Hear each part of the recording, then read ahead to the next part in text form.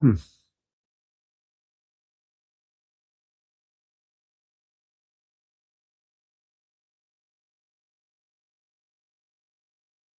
Hmm.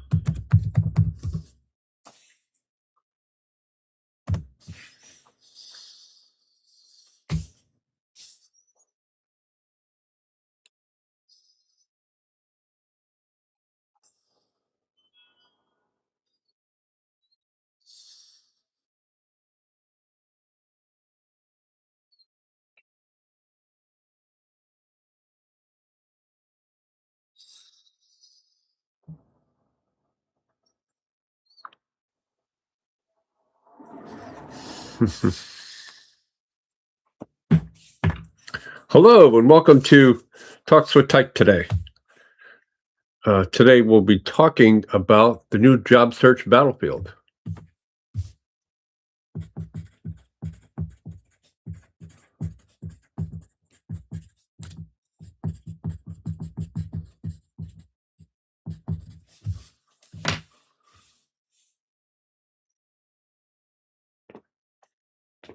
Hmm.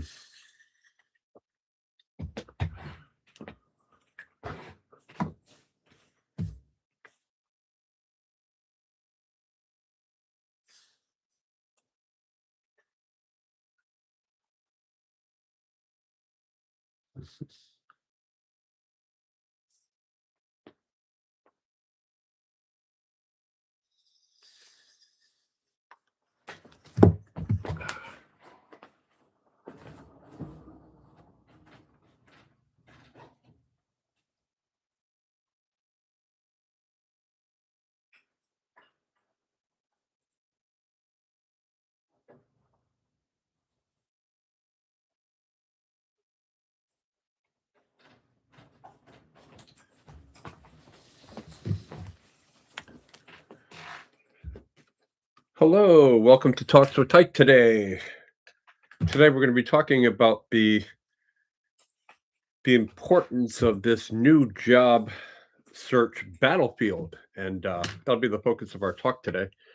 We do have our regular slide deck that we put together for this, along with some talking points on the issue here of this new job search battlefield. And I hope you find it interesting. Some of the research today did spark some newer interests for me, and I hope it does the same for you. I found it pretty compelling. So let's get right to it. I'm going to open up the slide deck here, and we'll see what that looks like.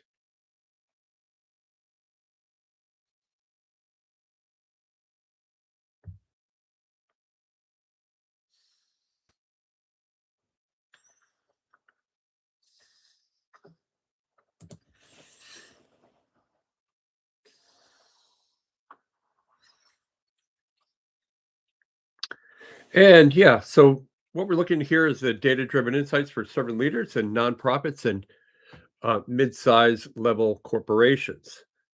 So, and what I'm trying to do is incorporate instructional design and content development into here, so we can see how that works out. And one of the things here in this line graph, we have an unemployment percentage to the left here, and we see this huge spike in the second quarter of 2020, where the unemployment rate was almost 15% at the peak of COVID. Um, Coming back to more than 2 years later, we dropped to a historic low at 3.5%, and we're presently above the 4.1 that occurred in the final quarter of 2024. So this slide here is very interesting because the correlation of how education and unemployment almost go hand in hand. So what we're seeing here is that the high school level or less than a bachelor's degree, um, or less than high school or with a high school diploma, that the unemployment rate is, according to this, um, not good news for the people with less education in terms of earnings to the right of that, where we see that direct correlation of how education and earnings go hand in hand. So to take a second with that one there, but to see at the master's level, earning a master's degree is almost 3 times more likely over the course of your earnings, your work to earn 3 times as much money. And the job openings for unemployed workers, if you look back to 2020, we see this huge spike here in the red. That was the unemployed workers, almost 13%, not quite what it was during the Great Depression. And even though it kind of felt that way. So since then, we've kind of moved over into an area here where we see in 21 these numbers coming back, and 22 the creation of new jobs was stunning, and here we are right now beginning to go underwater a little bit more, and more likely hired via network versus cold apply, 2 to 3 times that. Workers lack required skills, 6.2 million, and 87% of employers report difficulty filling roles. I don't get that one, but 41% of openings require a college degree. I did post something earlier here on LinkedIn that says there's also back in 2023, we had seen where employers were asking for bachelor's degrees that didn't really need that. That could be done by the same people without a bachelor's degree, almost 2 to 1. And so here what we have are the jobs that are, this reality gap here shows the channel through which job seekers were hired. The network paradox being 79% of seekers use online boards and only 20% get hired through them. So that's really upside down. The Pareto principle tells us to use this 80-20 kind of rule where this is really on its head for sure. Because what we want to be doing is spending 80% of our time networking and only 20% in our job search, not the other way around. So networking referrals lead to direct employment benefits for most of us. This line graph here shows the nonprofit versus the mid-sized corporations. Notice where nonprofits pretty much have maintained that similar line, but where we see corporations coming up and down quite a bit over there. So if you're thinking about employment here from a profit corporation to a nonprofit 501c3 or whatever it might be, you're looking at pretty steady kind of numbers through it over the past 6 to 8 years. Nonprofit workers in the United States right now, somewhere in the area of just under 13 million workers. 13% of the sector growth from 20 to 24 is in the plus situation. The average salary gap for versus the profit, about 18,000. So if you're thinking about a career in a nonprofit, you might be thinking that your salary would be lower, and this substantiates that at 18,000 being the metric to be thinking about that. Um, so here, the 10 pillars of content development and instructional design for workforce readiness. Uh, First, learner-centered design. Bloom's taxonomy scaffolding. That scaffolding there, progress learners recall, they apply, they create. Each level mirrors actual interview and job performance expectations. That's a big one. And micro-learning, chunking, synchronous social learning, performance-based outcomes, authentic assessment, spaced repetition architecture, number 7, servant leader facilitation, and number 8, analytics-driven iteration, number 9, and community integrated pathways to close that out for the 10th pillar. And YouTube Live as a training place. You can see if you're reading, you can figure that somewhere less than 10% and all the way up to a metric of 83% on YouTube Live. So it's really worth your time to get there. And where the learners do discover the online training, almost half of them discover it on YouTube, and it's just really the place to be. And this here was a Machiavellian slide that I wanted to put in, and I wanted to talk about that a little bit. Not that we're all Machiavellian in this sense, but I think it warrants some further attention from us because the number one principle here that I put in is the meritocracy is a myth, so we need to management. And I've said before that credentials open doors and relationships keep them open. But what this says here is 87% of employers claiming a talent shortage aren't struggling to find people. They're struggling to find pre-approved people. And you'll notice that if you look in the application, not in the resume or CV area, but in a company application, you'll see repeated times, 1, 2, 3, 4 times asking, do you know somebody here? Have you ever worked here? What they're trying to do is create this um, boundary that says, if you are someone who knows somebody in here, we want you. If not, we may not want you in that same way. So qualified means known, unqualified.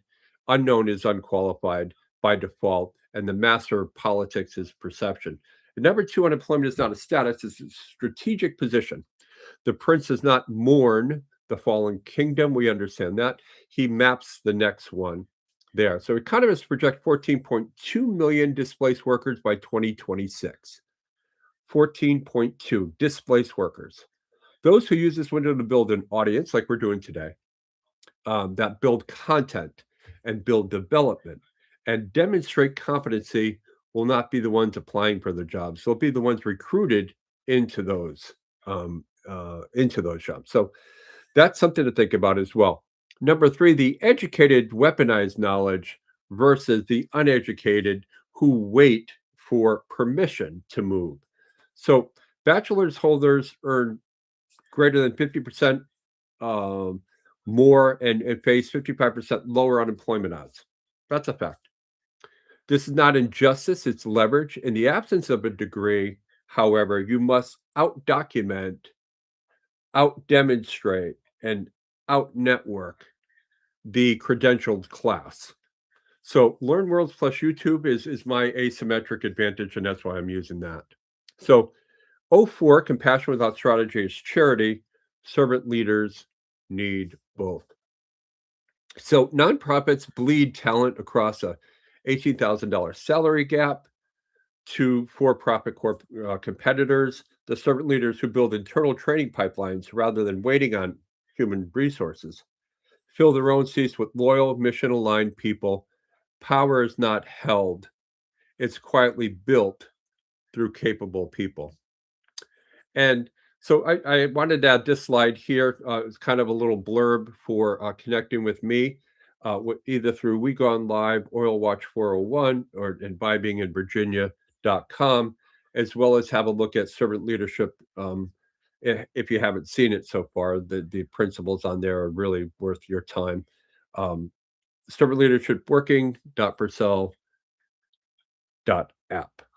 So 5 actions that separate the hired from those that get overlooked. And you build in public, you curate before you create, and you network with intention, you quantify servant leadership, and you play the long game.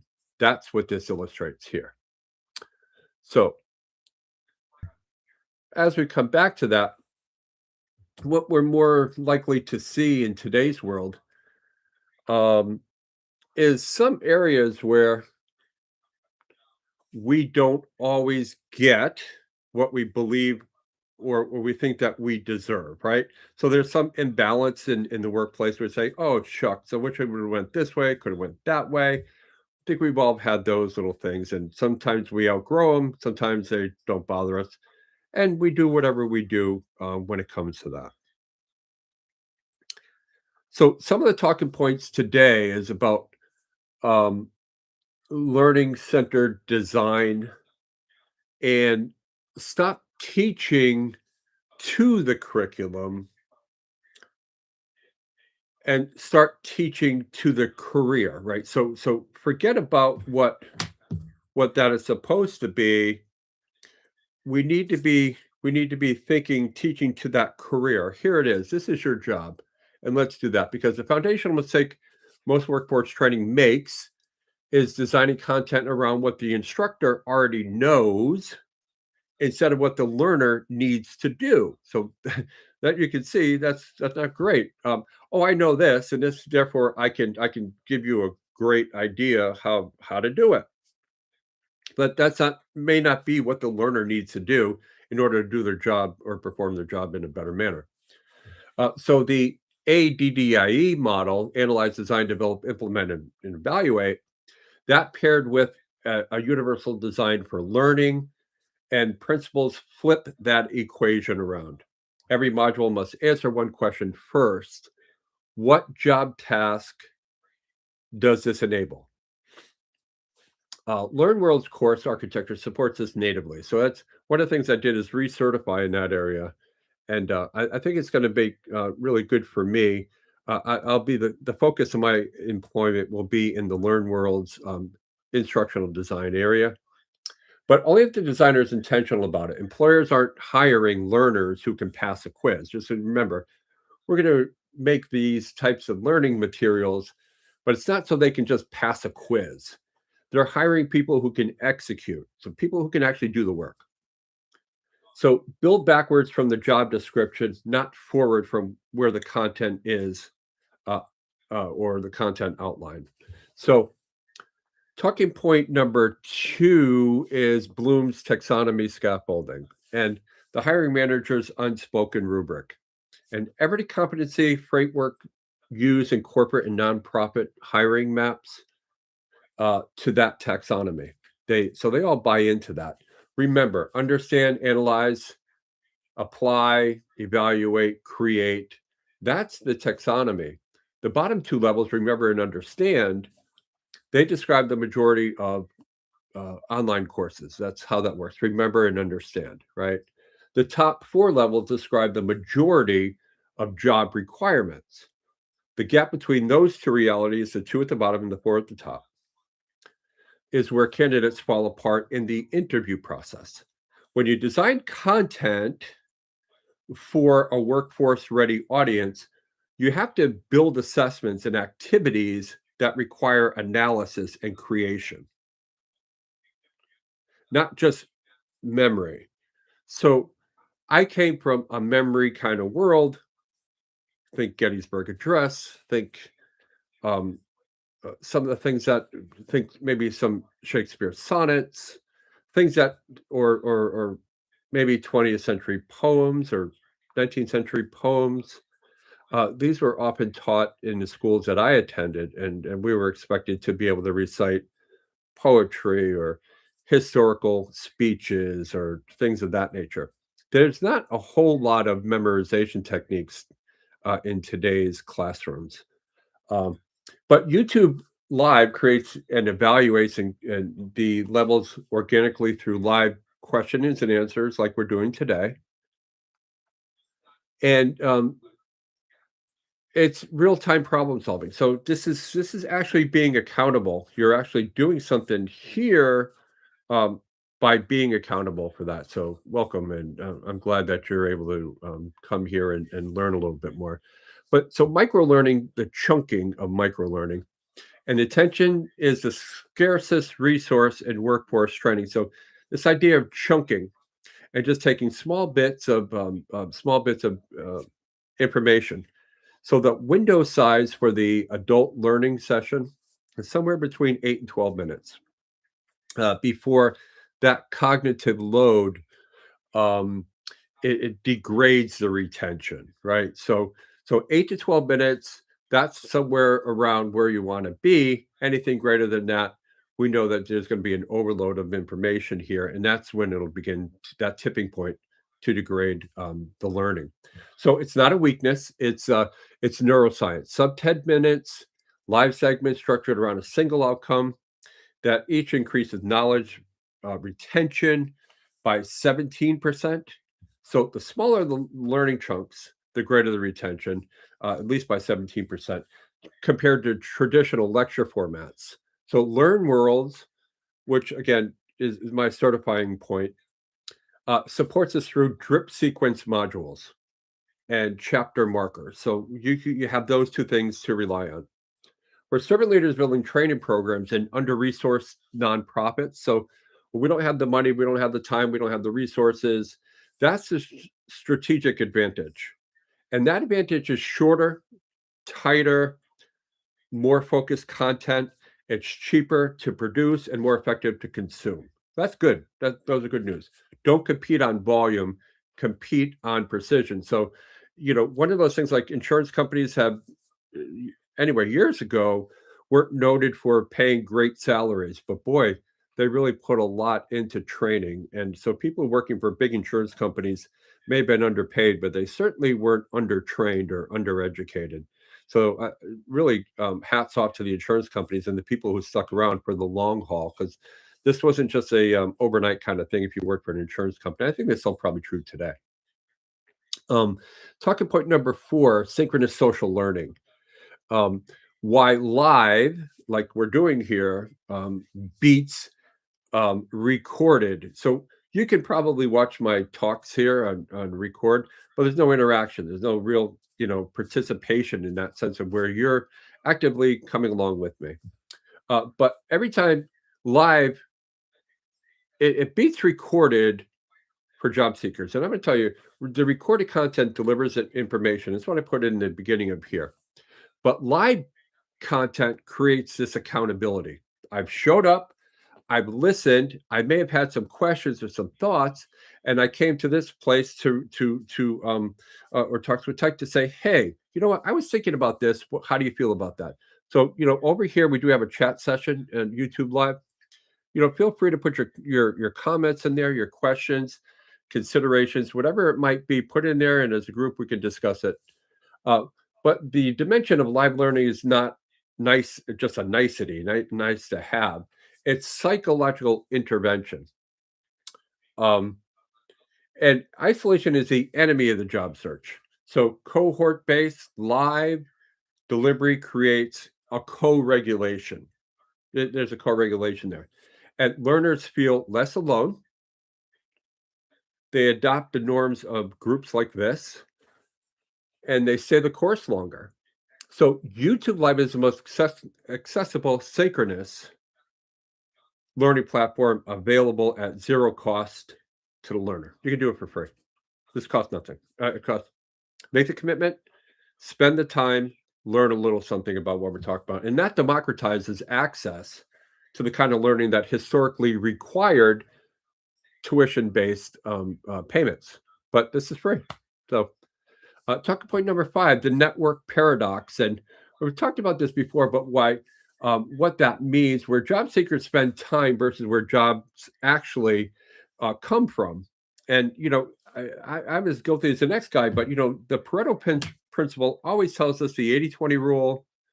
Well, and it doesn't necessarily come out the 80-20, but whatever, 90-10, 70-30, but something like that.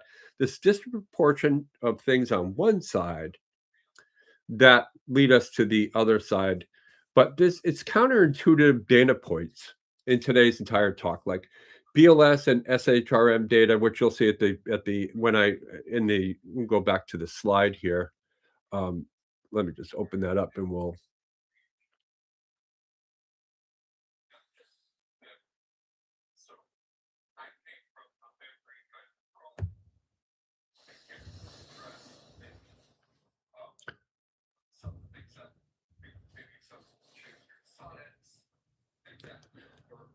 So as you'll see here, um, at the very bottom, SHRM 2023, throughout all the slides here, a lot of the data comes from places like this, from BLS.gov, which is a great website. I could talk all day about that, but what you're seeing in here is that makes a big difference in what we do. So I hope that when I will be putting this slide deck up on LinkedIn at the end of our talk today. So have a look at that. So meanwhile, network and referrals account for 41% of hires, but receive a fraction of job seeker time and energy. The nonprofit sector skews even harder, 63% of the roles. So 2 out of 3, pretty much, of roles in mission-driven organizations are filled through internal networks and referrals. So if you're working in a nonprofit, the chances are greater that you're probably promoted because they do promote from within, from the roles, rather than corporations maybe seeking outside help to fill those roles.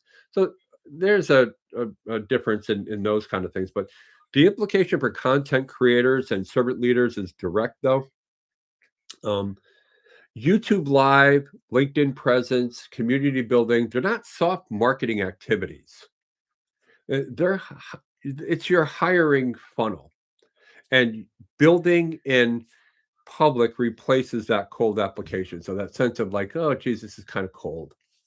Hopefully this bridges that gap. So authentic assessment, proof over promise in the modern hiring environment. And, think about that for a moment. I've been talking quite a bit about connections over credentials. And, when someone say, well, what about that? I don't have many connections, or I don't have many credentials, or I have a disproportionate amount of this and not enough of that. Well, in today's employment world, what is a greater value? And I'm here to tell you the greater value of those two things, credentials versus connections, happens to be connections. That's the talk. I can we can go through that, but that's the talk. If you're talking to someone today, it's about There's an old saying, "It's not what you know, it's who you know." And if that were true then, and I don't know if it was, but I know it's certainly true today. And if it was true then it's certainly true today on steroids, to the power of 20. Uh, so it's really in your best interest um, be thinking about using the power of connection over the power of your credential. And in a 2023 Harvard Business School study with Accenture found that 52%, this is what a lead-in I did on the on LinkedIn, that required a bachelor's degree. About 50%, about half of them could have been performed without a bachelor's degree. And so employers they're over credentialing all the time. They're under assessing actual performance. So look, you know, uh, so authentic assessment, portfolio reviews, live demonstrations, project-based work samples, that bridges the gap. Yeah. Learn World certificate and badge system, when it's tied to project completion rather than just a quiz score, or rather than just, creates this employer visible evidence of competency. For the job seeker without a degree, a portfolio of authentic work beats a transcript every time a hiring manager is willing to look at it. So I if we could get, if they're willing to look, then your chances are being increased. But if not willing to look and they're just looking strictly for a credential, then you would be disadvantaged in that area. But if you have a curious HR person that says, "Hmm, we've been doing this and this hasn't worked really well. Let's try this," or maybe, this soup kind of thing. I don't know. So, talking point number 7, space repetition architecture, and building memory that holds under job interview pressure. So, when we get to that forgetting curve, first documented by Herman Ebbinghaus, shows that without reinforcement, learners forget approximately 70% of new information within the first 24 hours and up to 90% within a week. That's what it says. So Learn World's drip sequencing that we just talked about a little bit before, that feature exists precisely to counter that. That is a counter for that drip. The content delivered at spaced intervals over days and weeks creates long-term uh, uh, potentization uh, in memory formulation. So how much you want to spend on that time, that's probably going to be 90% gone within a week. So just something to think about for sure. So talking point number 8, the servant leader facilitation and the andragogy principle that changes the room. So um, Malcolm Knowles' andragogy framework established that adult learners are fundamentally different from childish learners. So we just have a different, obviously, they're self-directed, they bring prior experiences into the learning. Uh, they're problem-centered rather than subject-centered. So we're thinking about the problem more, and we're more internally motivated to learn. So as we age, um, learning becomes something that motivates us internally. The instructor's role in adult learning, we're talking about instructional design, is not sage on the stage. It's guide on the side. So sorry for the pun there, but for servant leaders running through training in nonprofits and mid-sized corporations, this is the model that works. Um, Facilitate discovery rather than deliver information. So if you facilitate discovery, it's like, hey, have you thought about this? That works really well in today's workforce. Hey, I see what you did here. Did you ever think about this? Again, you're trying to facilitate a discovery process, or you're looking at something that said, this looks great. Or and just words that would go along with that. That can help a great deal. And you model the leadership style you're teaching by how you teach it. So keep that in mind. And talking point number 9, analytics driven iterations. And we're on YouTube Live, and Learn Worlds, that data curriculum audit.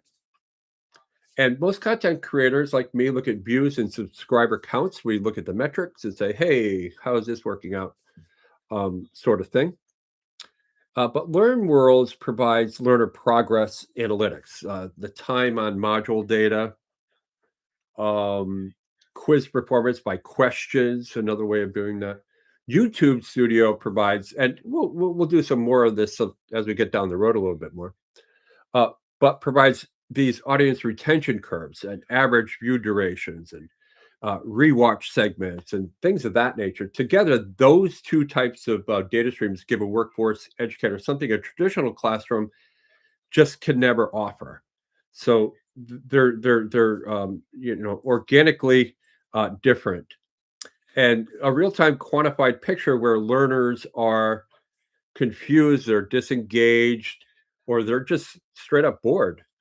Um, but refine that every week, and the orgs who try um, to do their training that improves the fastest retention, right, aren't the ones with the biggest budgets either. They're the ones reading their own data, and then they have their own data. It's a really good place to begin because then you can take that data, share that data across the organization, and everybody can use that in a manner that is consistent, rather than getting stuff from the outside and just bringing in, well, ad hoc, one by one, that kind of thing. So, talking point number 10, community integrated pathways. And the connection there is the curriculum. So when you have these integrated pathways, whatever that might be, and we know each organization may be different, but that final pillar, and arguably the most powerful for job seekers, is the community is the curriculum, and that's important. Discussion forums, live Q&A, peer accountability groups, follow-up sessions. Um, they don't supplement learning. For adult learners navigating workforce transitions, they are the learning. The research and communities of practice, updated through Wenger and Trainer, is unambiguous. And people learn most durably through participation in communities organized around shared practice. So that's the learning style where people learn the best. And for servant leaders, building talent pipelines. The person who stays in your community long enough becomes your next hire or your next referral. So you can see that there's a direct correlation between that community integrated pathway there, that these are the people that you want to retain and hold on to.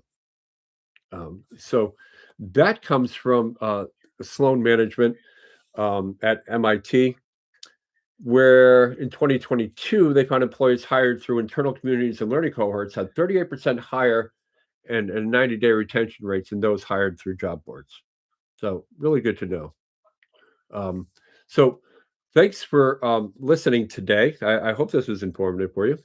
I've learned some things this week in regards to micro learning and space repetition architecture and community integrated pathways. These and the learner centered design and learning chunks and things of that nature. So I hope it was as informative for you as it was for me.